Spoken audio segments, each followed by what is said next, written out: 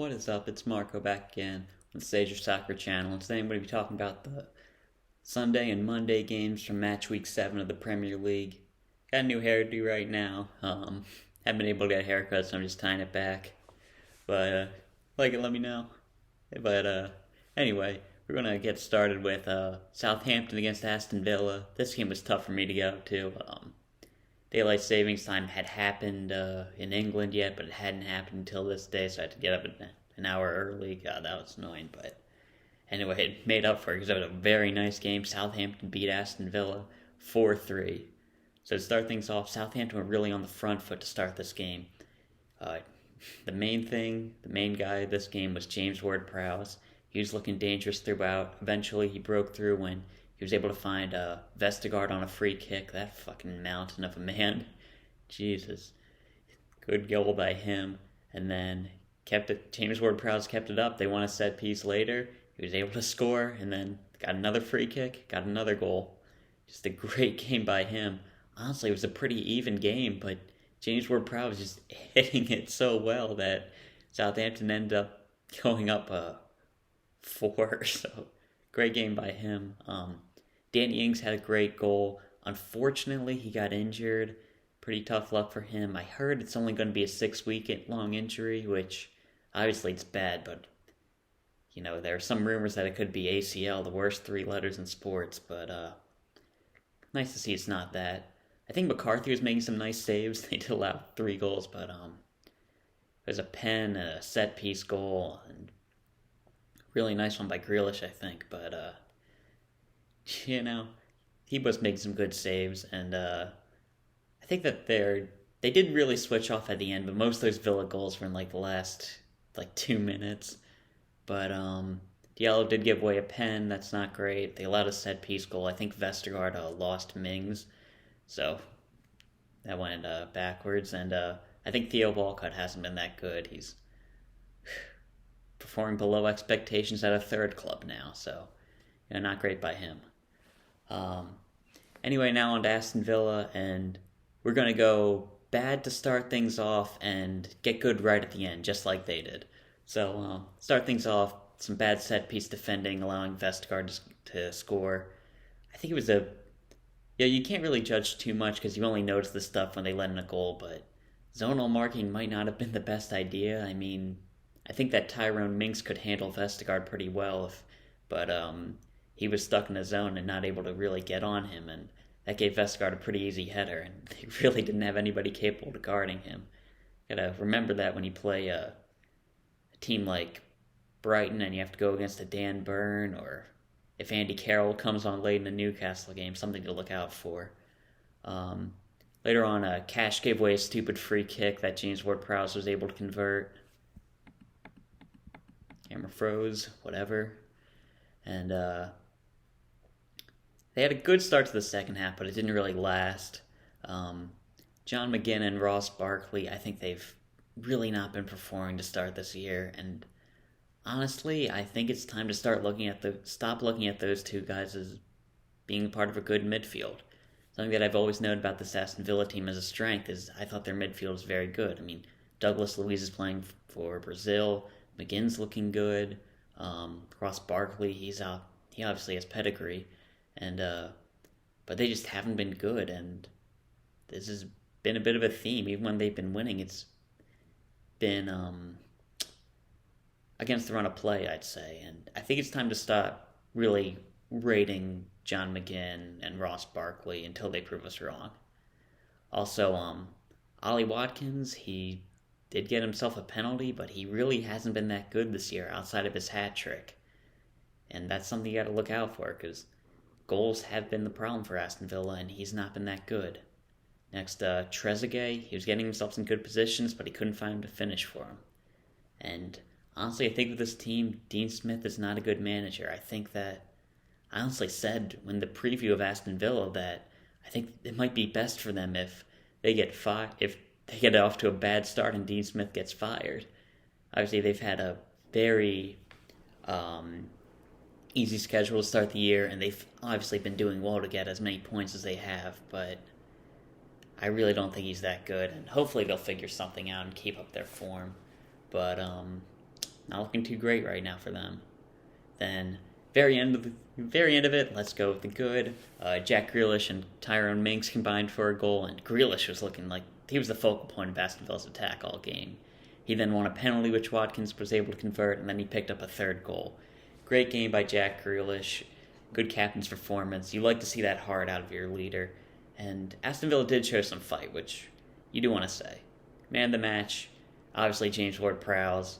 Would have had to think about it if Aston Villa was able to pull off the tie, but no, got to give it to James Ward-Prowse. So for the next game, we had Newcastle beat Everton 2-1, and Everton, not the greatest performance. There really wasn't too much creativity for them. James Rodriguez was out for this game. Richarlison and Digne missed out with suspension. Not the greatest performance for them. I think Dominic Calvert-Lewin was playing well. He had some really nice hold-off play. He was even able to get a goal off deflection, but he was looking good all game. The big problem was that their midfield really had no creativity. When you look at them with Gylfi Sigurdsson and Andre Gomes, they really weren't performing well, and you could tell this team really misses James Rodriguez. And Gomez did give away a penalty as well. He's not been too great this year. Something about this Everton team is, I think that they might only have 11 good players, and 11's a bit of a stretch. I mean, Calvert-Lewin's good, Richarlison, we know him, James Rodriguez, Allen, and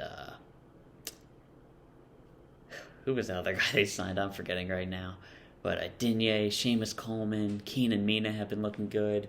Pickford's obviously inconsistent, but we know what he can do. But their substitutes have been horrible. Iwobi hasn't looked good. Gylfi Sigurdsson hasn't been great. Gomes, he does start for them, but he hasn't been looking good. Holgate isn't looking great when he comes on. They weren't getting too much from their fullbacks today. And overall, you really have to be concerned about this Everton side.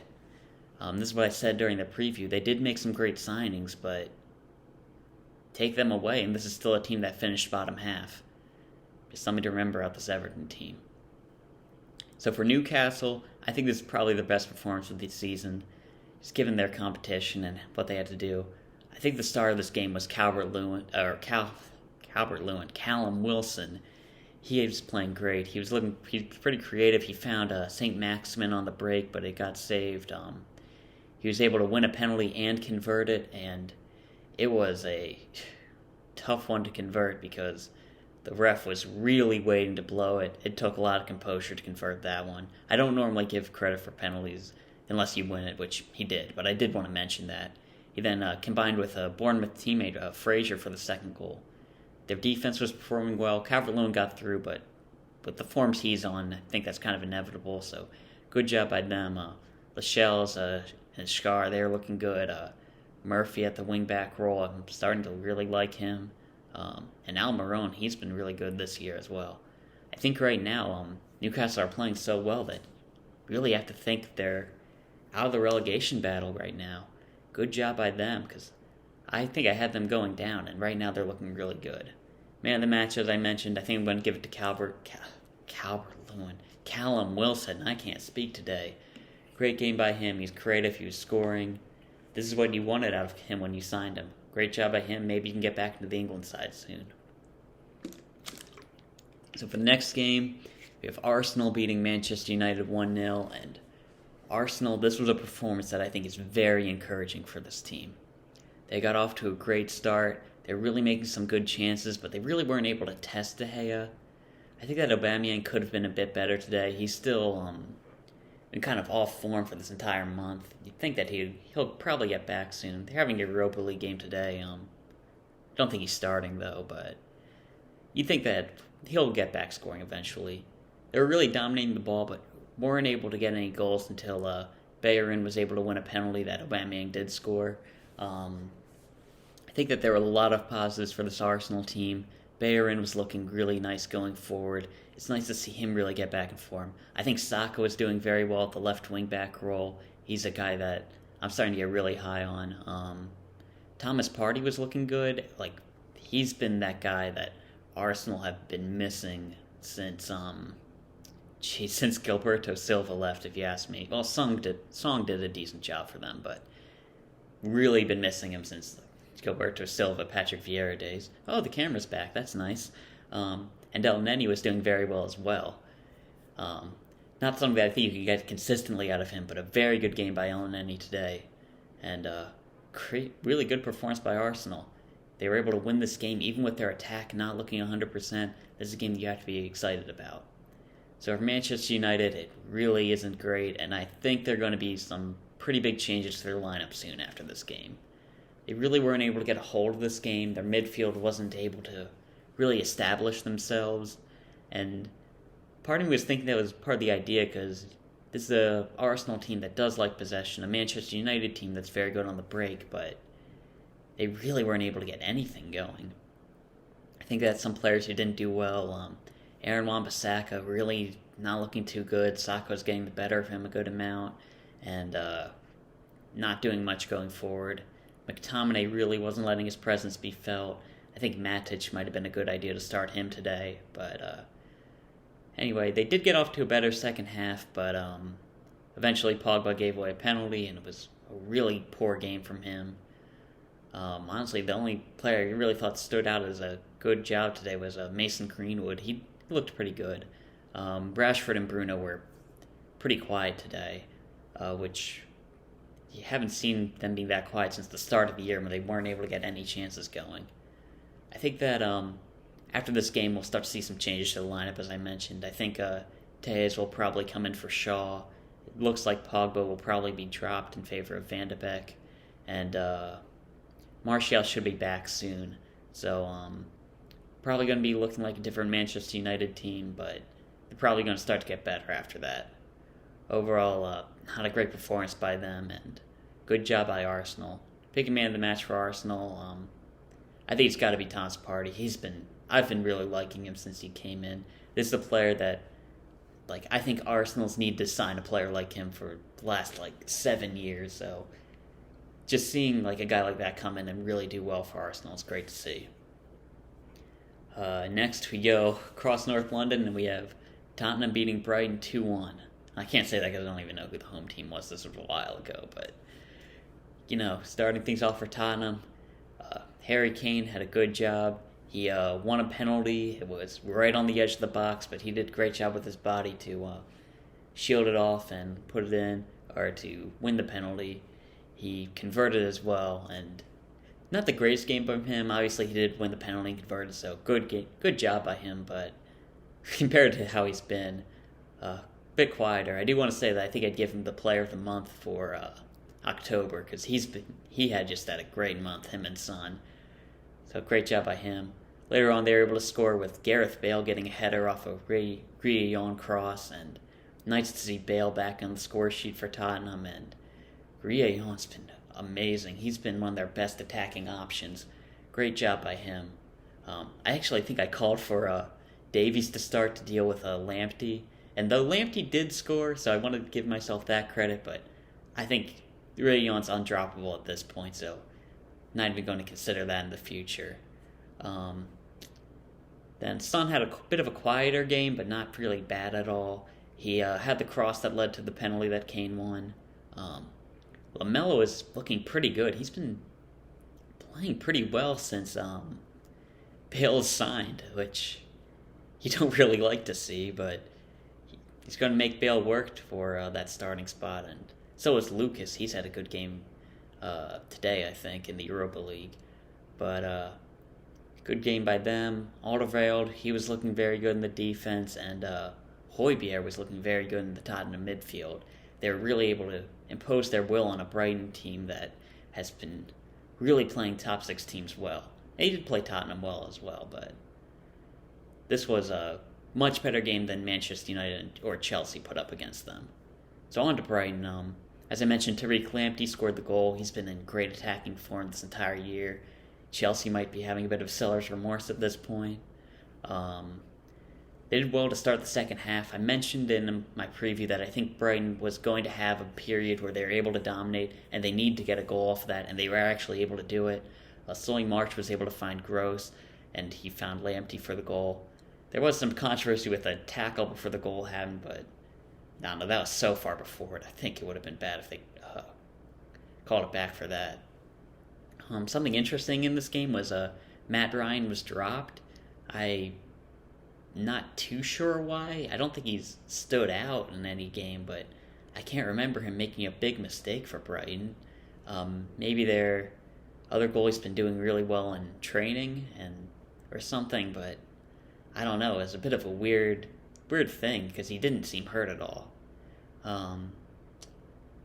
Next, I think their defense was still not great. They are obviously missing Lewis Dunk, which is their biggest guy, but not biggest. That's obviously Dan Burn, but their best guy, I should say.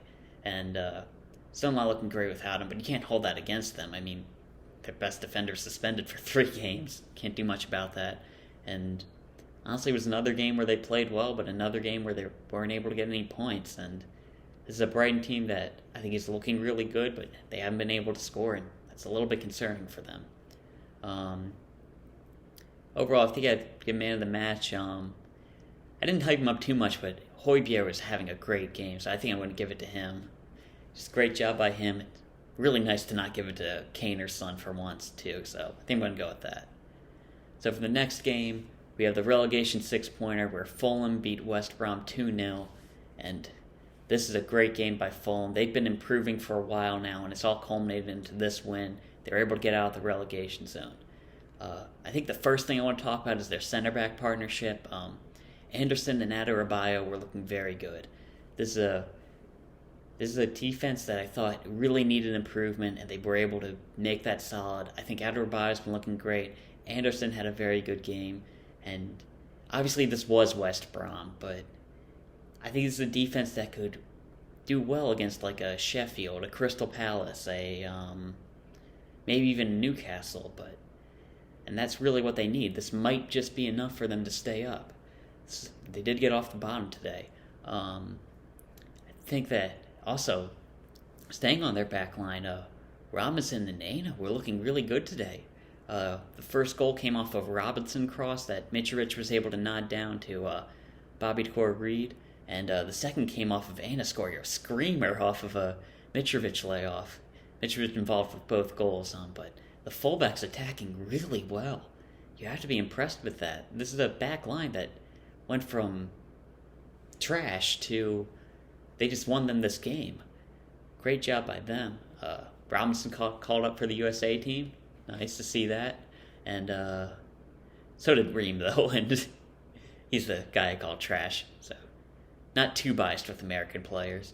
Going forward, Mitrovic was holding the ball up well. He hasn't been able to score as much as I thought he would this year, but hey, 2 assists, good hold-up play down in the air. Honestly, kind of reminded me of Christian Benteke recently. Not looking that confident in front of goal, but you can't really take him out of the team because of what he does. So good to see that. I think Lookman and Tom Kearney was looking very good. Calviero, I think, was having one of his better games of the season. Thought that he hadn't been performing throughout this year, but he was looking pretty good this game, and hey, Fulham just got out of the relegation zone. Great job by them. So for West Brom, though, this is a bad result, and this might just spell the end for Slaven Bilic if they don't pick up a win on Saturday. Or this weekend, I don't know when they're playing. But, overall, this is a game that they really needed to win or at least get a point out of, but weren't able to do that. So, backline really not looking good. They got beaten in the air on their first goal, which is something that you really don't want out of Ivanovic and Ajayi, because Ivanovic, he's not in there for his athleticism anymore, and when he's getting beaten in the air, then that means he's not doing his job very well. And honestly, I've said this before, I think Dara O'Shea needs to get back into that team, because the fullbacks are kind of like a good attacking fullback for the championship and not the Premier League, and I kind of like what Dara O'Shea brings to the table. I think that he should start again. But not great there in the defense. They weren't good in the final third. Diangana wasn't able to make many chances. They dealt with Pereira very well, and Carlin Grant missed a pretty big chance off a mistake by Fulham, and Guisa gave the ball away right to him, and he missed his shot. midfield wasn't looking good. Livermore wasn't really able to make his presence felt, and Gallagher lost his runner on the goal. And Sam Johnson made a pretty big mistake. They were able to make a good clearance off the line, though, but overall, everybody on this West Brom team wasn't performing very well. Positives? Liked the kits. I don't know. Kind of like the yellow and red. Being self-conscious about the China thing. I don't know. I like it. You mean in the match one is pretty tough for this game. You had the fullbacks who were playing very well for Fulham. Mitrovic was doing well. Tom Kearney was making some chances and really dominating the midfield. It's tough, but I think I'm going to give it to Kearney. Probably a good captain's performance because this is a Fulham team that really turned up. The midfield was looking very good. And he was making some chances. He was looking good. He had a very bad game the game before until that screamer, and he just carried off the form from that screamer. That form and confidence, great game by him. And last and certainly not least, probably the best game of the week, you had Leicester beat Leeds 4-1. And this is a great game by Leicester, and if they can keep this form up, who knows what they can do. So, start the game off, Robin Koch made a defense in Leeds' defense. Vardy was able to pounce on that. He got himself a chance and got an assist for Harvey Barnes. Pretty good striker instincts for that first goal. Barnes really just tapped it in, but he did have to be in that position. Later on, they were able to double their lead. Tielemans played through Mark Albrighton, who was able to get a cross into Vardy. Vardy did a great job getting the shot off, and good save by Melier, but he deflected it right into the path of Tielemans, and he was able to put that goal in. Harvey Barnes was looking good throughout this game. Tielemans as well, and they did concede a goal later on. It was honestly a bit of a fluky goal, but they responded very well to that. James Maddison came onto the game. He had a great touch, and that was able to lead him to finding Under, who was able to find Vardy for the goal. Second straight week of that combination, and Under's been looking very good. And when this Leicester team gets back to full strength, it is going to be dangerous. Later on, Maddison won a penalty that Tielemans was able to put in. Defensively, they're playing well. Fofana's been looking very good. I think he's 19, and he's really looking good in this defense. Fuchs, he had a really nice challenge later in the game. Justin was looking good. Luke Thomas was playing very well considering they just kind of threw him on. Good game by him. And they were playing great despite all these injuries. When you go back to what I was talking about with that Everton team where it's like, you throw in a Wobie, he's not looking good. You throw in Holgate, you throw in Sigurdsson, it's like, that's not really the same. You look at this Leicester team, and Ndidi went down, and Mendy came in. He performed very well. Maddison's been hurt. Harvey Barnes has stepped up. Under's been looking good. Honestly, they were playing well when Vardy was injured, and just a great game. Their defense has been stepping up. James Justin's been performing great this year. Fofana's been stepping up. Fuchs has been... I didn't think Fuchs still had it in him to play this well, but he's been great. This is a Leicester team that has been so impressive, and everybody's going to be coming back. Ricardo Pereira is going to be coming back from injury soon. So is Castagna, and Didi, and Suinchu. They're going to be back. When you look at this Leicester team, their potential, when everybody's at full fitness, that's a top 4 team. And if they can keep this form up going forward, this is a Leicester team that can get back to the Champions League, and honestly, with how some of the teams are looking, they could be in the title hunt. This is just amazing how this Leicester team's been able to keep their form up. I mean, like I mentioned with that Arsenal team, after Gilberto Silva was sold, I don't think they were able to replace him until now. Song did a decent job. I want to give him credit, but they weren't able to really replace him until now. You look at Manchester United, they still haven't been able to really fill that hole that Vidic and Ferdinand left. And this Leicester team, they sold Conte, a World Cup winning defensive mid, and Riyad Mahrez, player of the year, and we're here, and Didi's that guy. I don't think they miss Conte. Barnes and Under, they've been filling in for Mahrez's production. This is an amazing job this Leicester team's been doing, and I feel like that needs to be talked about more.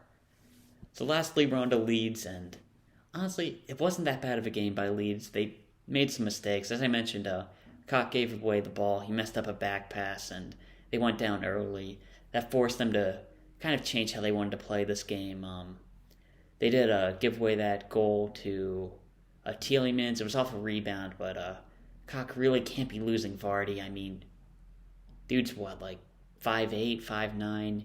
You can't be letting a striker like that win a header in the box, especially like off that type of cross. They really should have been dealt with better.